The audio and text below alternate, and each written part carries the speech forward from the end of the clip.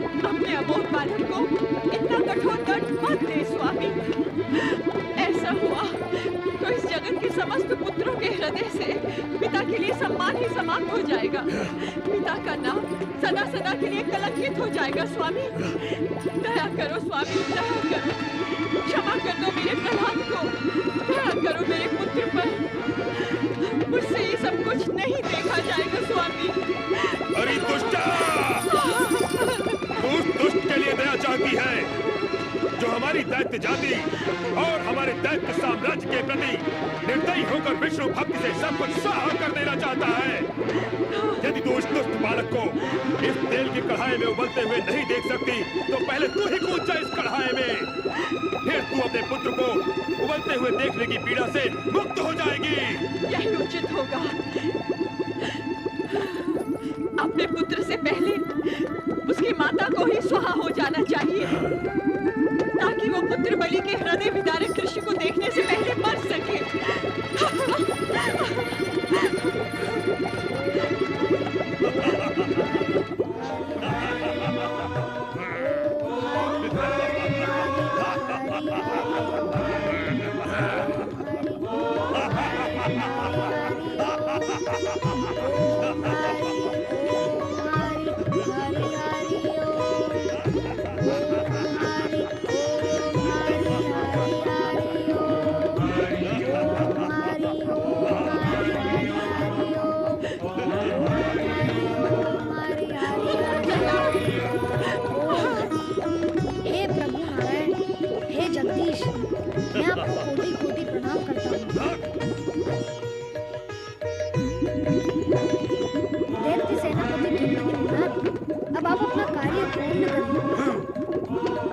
श्री विष्णु के श्री चरणों में जाने के लिए तैयार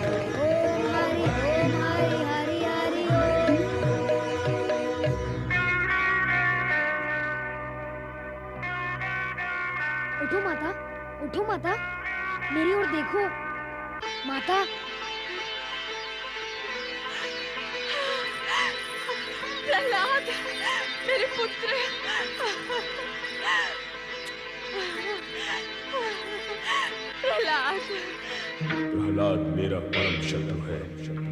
केवल मेरा ही नहीं, अपितु समस्त दैत्य जाति का शत्रु है। दैत्य शत्रु का विनाश होना ही चाहिए, अन्यथा दैत्य जाति का पतन निश्चित है। भले ही प्रहलाद मेरा पुत्र है, किंतु इस विद्रोही पुत्र को मृत्यु के मुख में ढकेलना ही होगा। प्रहलाद का अंत करना ही होगा, उसका अंत करना ही होगा, अंत करना ही होगा, करना ही होगा। किस चिंता में डूबे हुए हो भैया?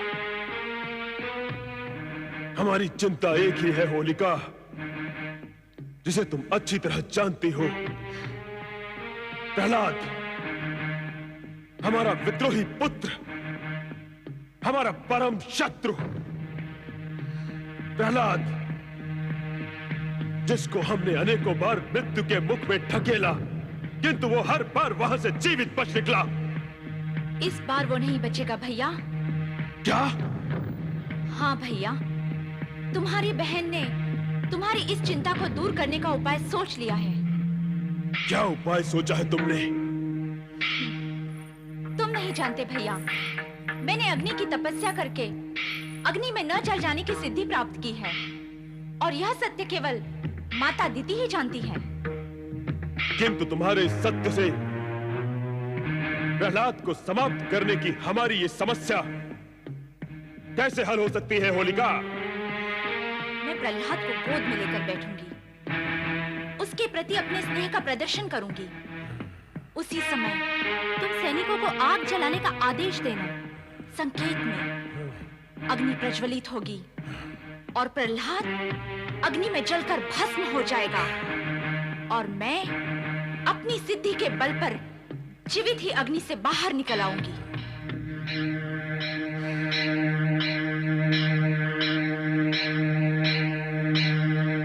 क्या हुआ भैया? क्या मेरी ये युक्ति तुम्हें ठीक नहीं लगी? तुम्हारी युक्ति तो ठीक है, किंतु हम ये सोचते हैं कि प्रहलाद ने विष्णु भक्ति करके ऐसी चमत्कारी सिद्धियां प्राप्त कर ली हैं जिसके कारण मृत्यु उससे दूर रहती है। यदि तुम्हारी युक्ति भी उसके सामने विफल हो गई तो फिर हम क्या करेंगे? नहीं भैया, इस बार ऐसा नहीं होगा। मैं आपको विश्वास दिलाती हूँ कि जब तक प्रहलाद अग्नि में जलकर भस्म नहीं हो जाएगा, मैं भी अग्नि से बाहर नहीं निकलूंगी। तो तुम्हारे विचार से हमें ये कार्य कब करना होगा? आगामी फागुन की शुक्र पूर्णिमा को। आगामी फागुन की शुक्ल पूर्णिमा को। इतनी बड़ी चिता नहीं बच पाएगा प्रहलाद, नहीं बच पाएगा, नहीं बचेगा प्रहलाद, नहीं। हाँ, होलिका के अग्नि स्नान के लिए ये चिता उत्तम है। होलिका का ये उपाय और आयोजन भी उत्तम है माता श्री। अब हमारा लक्ष्य अवश्य पूरा हो जाएगा दैत्यराज। भैया अमर्क, इस बार प्रहलाद के बचकर निकलने की कोई संभावना नहीं। अब तो उसका अंतिम समय आ गया भैया। मत रो माता, मत रो। जब तुम रोती हो तो मुझे ऐसा लगता है कि जिस भगवान विष्णु पर मेरा विश्वास है, उस भगवान पर तुम्हें विश्वास नहीं है। तेरे विश्वास से तेरी माँ के हृदय की कोमलता बड़ी है मेरे पुत्र। इस जगत में मेरे अतिरिक्त अन्य कौन ऐसी अभागन माँ होगी जिसने अपने प्राणों से भी प्रिय पुत्र को मृत्यु के विकराल जबड़ों में बाहर जाते हुए देखा हो। ये देखकर मेरे हृदय का कोमल घट फूट गया है पुत्र। ये आंसू वहीं से आ रहे हैं। तुम्हारे इन आंसुओं से मेरा विश्वास डूबेगा नहीं माता, और ना ही तुम्हारे हृदय की कोमलता से मेरी भक्ति का मार्ग कच्चा होगा। मैं तो यह चाहता हूँ कि मेरी भक्ति और मेरे विश्वास से तुम्हारा हृदय पक्का हो। अपनी माता का हृदय पक्का करेगा तू? तेरी इन्हीं ज्ञान भरी बातों से तेरे प्रति मोह और अधिक बढ़ जाता है मेरे पुत्र। और जब पुत्र के लिए मोह बढ़ता है न पुत्र, तो माता का हृदय पक्का नहीं रह जाता, वो और अधिक कच्चा हो जाता है। अब आप ज्ञान भरी बातें कर रही हैं जो मेरे समझ के बाहर हैं। ज्ञान की नहीं, विश्वास की बातें करो माता। याद करो माता, मेरे जन्म के समय भगवान विष्णु ने प्रकट होकर कहा था कि वे अदृश्य रूप में हर समय मेरे साथ रहेंगे। जब भगवान का आशीर्वाद है मेरे सिर पर, तो चिंता कैसी? और कौन करेगा मेरा विरोध? और करेगा भी तो कैसे? तेरे इसी विश्वास ने तो तुझे ही नहीं, मुझे भी जीवित रखा है मेरे पुत्र। जब विश्वास है तो रोती क्यों है माता? तुझ पर बार बार अत्याचार होता है, अन्याय होता है, वो भी तेरे ही पिता द्वारा, जिसे मैं असहाय और विवश होकर देखती रहती हूँ। तो मुझे रोना आता है पुत्र। वो दृश्य और उन दृश्यों की दुखद स्मृति मुझे रुला देती है प्रहलाद। इसका एक सरल उपाय है माता।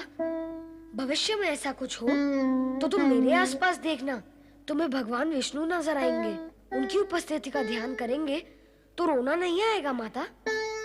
शुभ बोल मेरे पुत्र, विधाता न करे भविष्य में ऐसा कुछ हो। इतनी बार हुआ है तो फिर हो सकता है माता, इसमें चिंता कैसी? यदि हो जाए तो वही करना जो मैंने कहा है। मेरे आसपास भगवान विष्णु को देखना, वे दिखाई ही देंगे। बस समझ जाना, मेरा बाल भी नहीं बांका होगा। नहीं प्रहलाद, तू जितना विश्वास मुझ में नहीं है पुत्र। तू देखते रहना भगवान विष्णु को, पर मैं तो तुझे ही देखती रहूंगी। मेरे तन का रोम रोम तुझे ही देखता रहेगा। मैं तेरे पास खड़े भगवान तक नहीं पहुंच पाऊंगी। अरे तुझे छोड़कर मेरी दृष्टि इतनी दूर तक नहीं जाएगी प्रहलाद। माता, क्यों रो रही हो माता? यही सोचकर कि तेरे पिता के साथ साथ समस्त असुर जाति तेरी शत्रु बन चुकी है। तो अकेला नन्हा सा बालक कब तक उनका सामना करेगा? फिर वही बात। अरे माता, मैं नन्हा बालक हूँ, पर भगवान विष्णु तो नन्हे बालक नहीं है। वे सबको पछाड़ते आए हैं और सभी को पछाड़ देंगे। तुमने बार बार मेरे ऊपर उनकी कृपा का चमत्कार होते हुए देखा है, फिर भी चिंता करती हो। अभी आंसू पोंछ डालो। भगवान विष्णु मुझे अब तक हर विपत्ति से उभारते आए हैं और भविष्य में उभारेंगे। विधाता करे ऐसा ही हो मेरे पुत्र।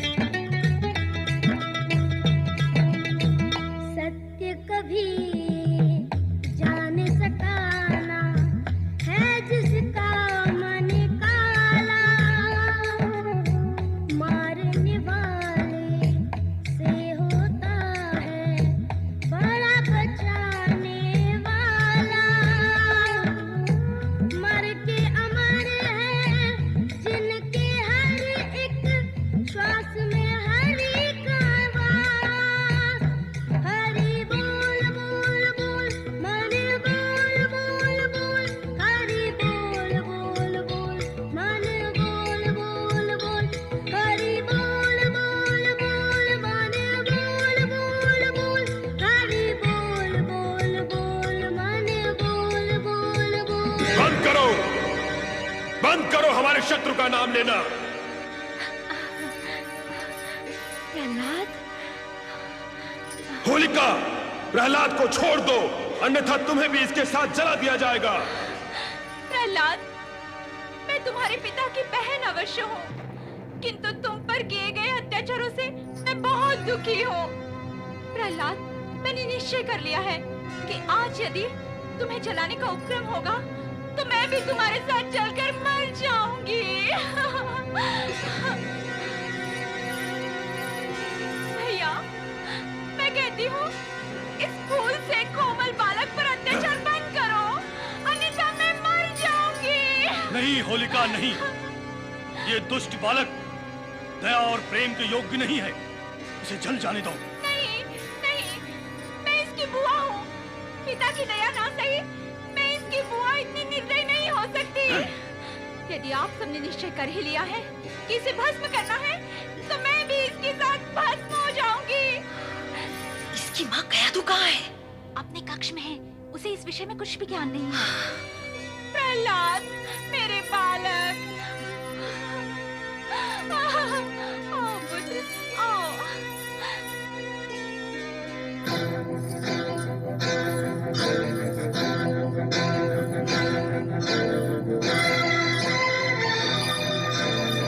एक बार फिर सोच लो होलिका, अब भी समय है। जलने मरने का विचार त्याग दो। नहीं भैया, मैं प्रहलाद पर अत्याचार होते नहीं देख सकती। प्रहलाद, प्रहलाद, प्रहलाद। सेनापति दुंदुभिनाथ, चिता में आग लगा दो।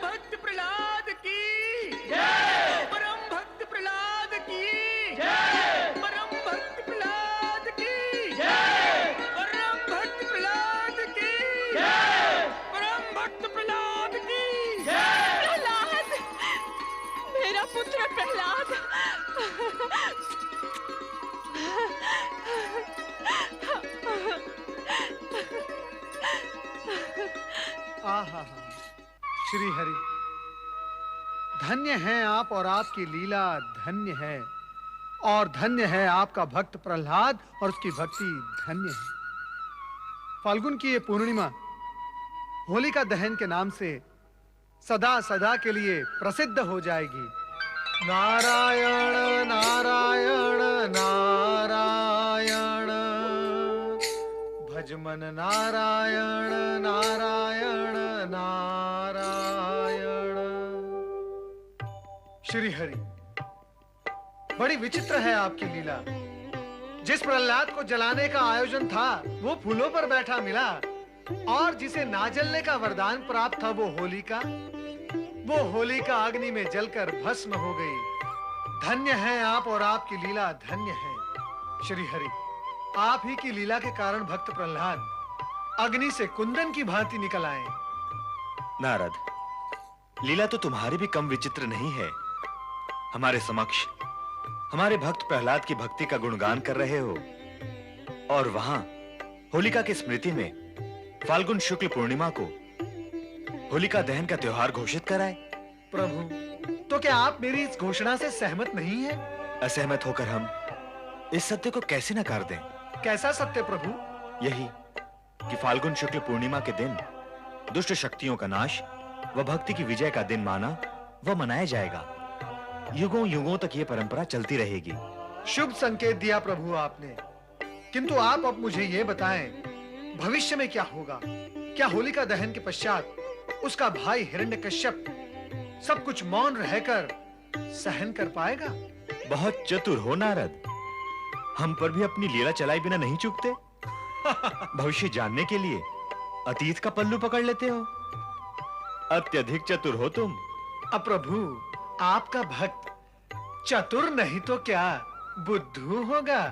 नारायण नारायण। हाँ तो प्रभु, मैं आपसे ये पूछ रहा था कि हिरण्यकश्यप क्या मौन रहकर सब कुछ सहन कर लेगा? कदापि नहीं। वो अपनी दैत्य दुष्वृत्ति के वशीभूत होकर और अधिक अत्याचारी हो जाएगा, अर्थात चरम सीमा पर पहुंच जाएगा, उस सीमा रेखा पर जहां पहुंचकर सर्वनाश निश्चित है। तुम्हारा अनुमान सही है नारद। अब वो समय समीप आ गया है जब शिव आज्ञा के अनुसार ब्रह्मा जी के वरदान की रक्षा करते हुए हमें वो विशेष कार्य करना ही होगा जिसके लिए हमें निर्धारित किया गया है। ये विशेष और निर्धारित कार्य क्या है प्रभु? इस विषय में आपने कुछ स्पष्ट नहीं किया।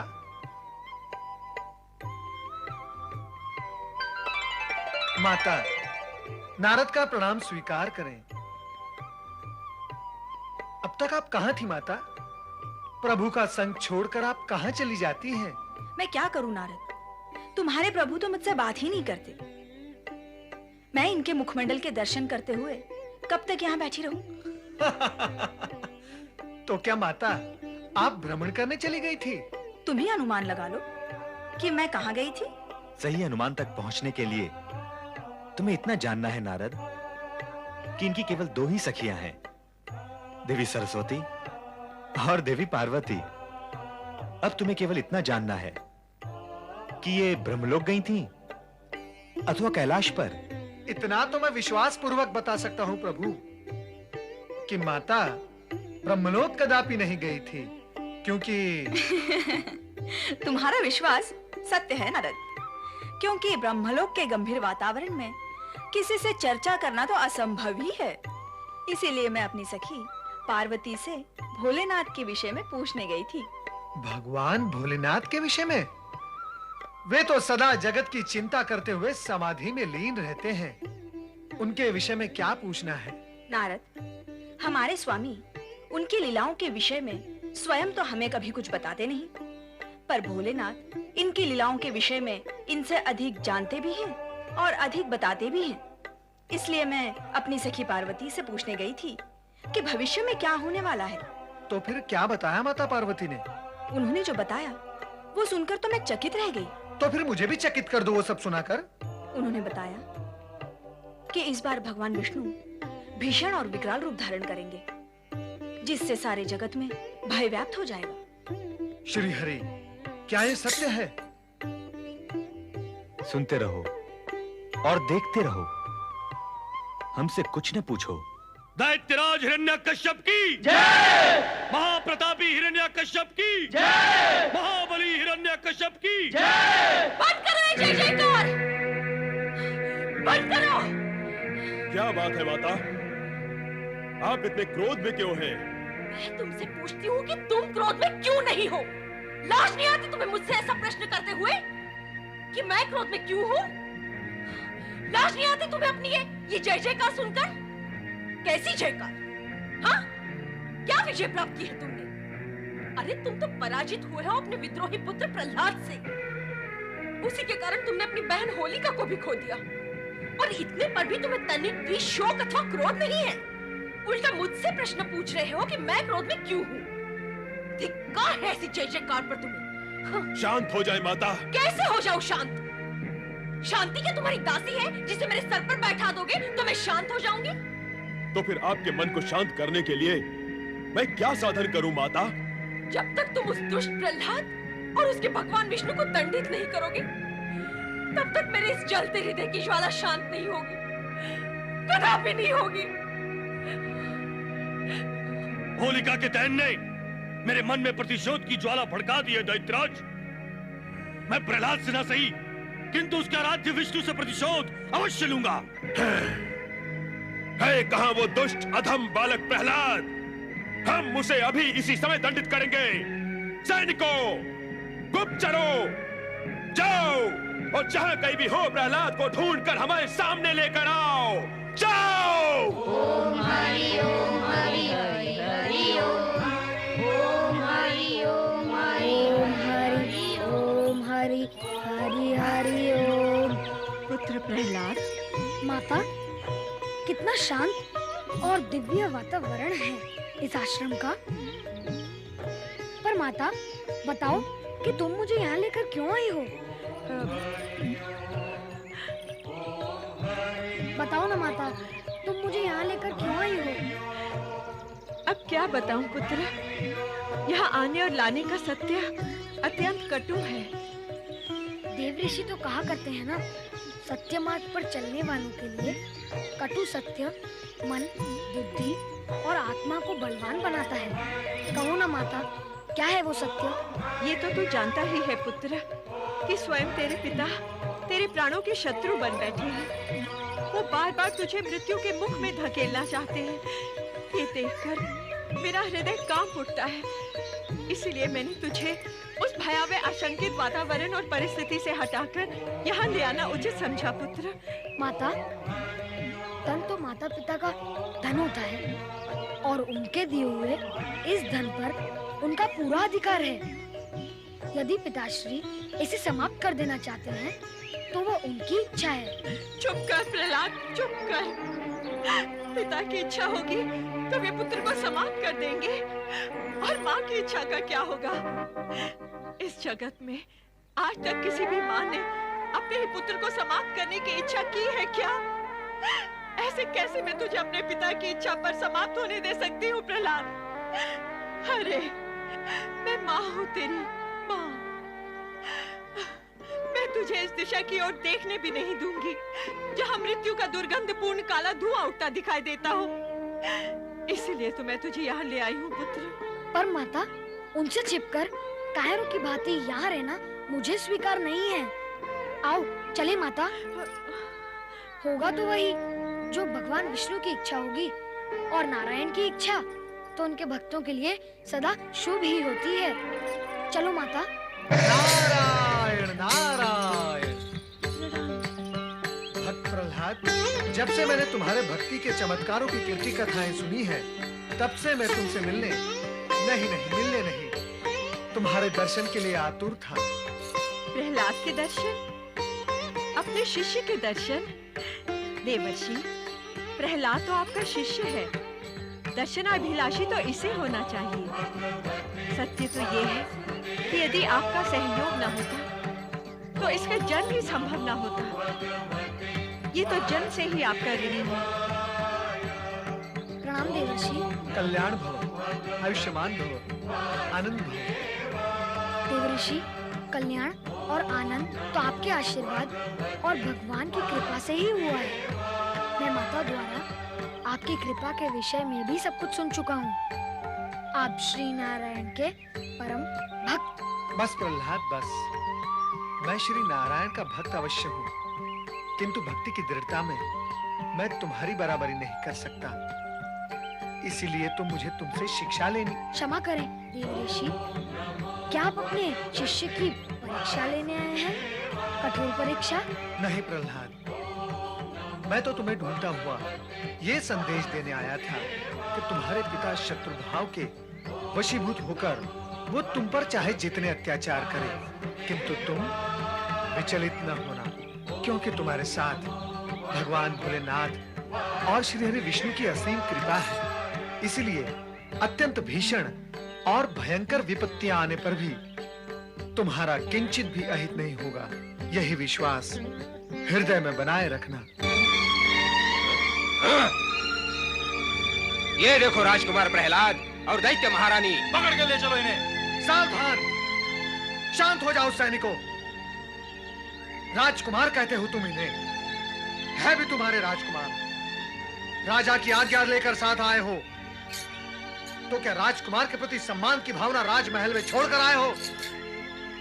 यदि आप राजकुमार को ले जाना चाहते हो तो ले जाओ, किंतु सम्मान के साथ नहीं, मैं प्रहलाद को नहीं जाने दूंगी। अभी अभी देवऋषि ने क्या कहा माता? तुम व्यर्थ ही चिंता करती हो। मुझे कुछ भी नहीं होगा माता। ये तेरा सोचना है पुत्र, क्योंकि तेरे साथ तेरे भगवान विष्णु हैं। तो मेरा सोचना कुछ और है, क्योंकि मेरे साथ मेरे पुत्र प्रहलाद की चिंता और उसका मोह है।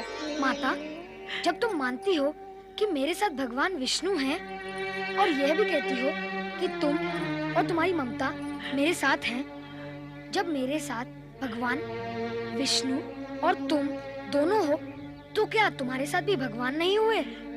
देखा देवर्षि आपने, इस बालक का बुद्धि कौशल कितना चतुर है आपका शिष्य। यही तो मैं तुमसे कह रहा हूँ दैत्य रानी, कि कितना निर्भय और होनहार है आपका पुत्र। आप निश्चिंत रहें और उसे जाने दें। मुझे खोजने में तुम्हें बहुत कष्ट हुआ होगा सैनिकों। अब मुझे साथ ले जाकर अपना कष्ट दूर कर लो। ओम हरि, हरि हरि